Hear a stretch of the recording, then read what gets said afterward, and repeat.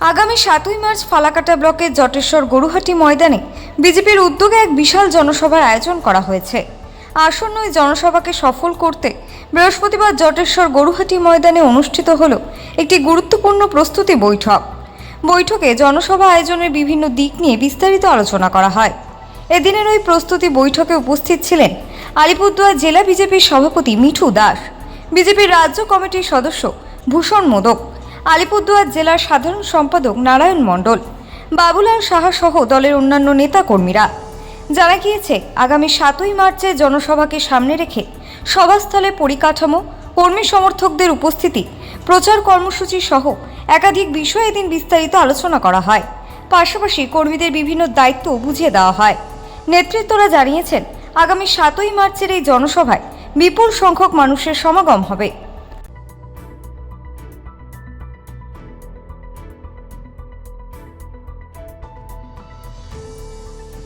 আজকে আপনারা জানেন যে আমাদের পরিবর্তন যাত্রা আলিপুরদুয়ার জেলায় আগামীকাল থেকে শুরু হচ্ছে এবং আমাদের এই ফালাকাটা বিধানসভায় একটা বিপুল সংখ্যার উপস্থিতিতে এখানে জনসভা হবে। যেই জনসভায় উপস্থিত থাকবেন আমাদের কেন্দ্রীয় সরকারের মন্ত্রী সম্মানীয় শ্রী আমাদের প্রহ্লাদ যোশীজি এবং সেই সাথে সাথে আমাদের রাজ্যের নেতৃত্ব এবং এখানকার যারা নেতৃত্ব আছে আমাদের বিধায়ক সাংসদ।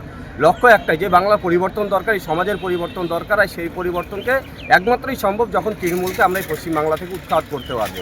তাই সেই জনগণের উৎসাহ, জনগণের আওয়াজ, সেই আওয়াজকে জোরালো করতে ভারতীয় জনতা পার্টির উদ্যোগে আমাদের সেই পরিবর্তন যাত্রায় আজকে এখানে আমাদের প্রস্তুতি বৈঠক হলো। এখানে আমাদের নেতৃত্বরা আমাদের এখানে উপস্থিত ছিলেন। আমাদের বিধানসভার কনভেনার থেকে শুরু করে জেলার জেনারেল সেক্রেটারি, আমাদের বিভাগের কো-কনভেনার থেকে শুরু করে সকল স্তরের নেতৃত্বরা আজকে এখানে উপস্থিত ছিলেন।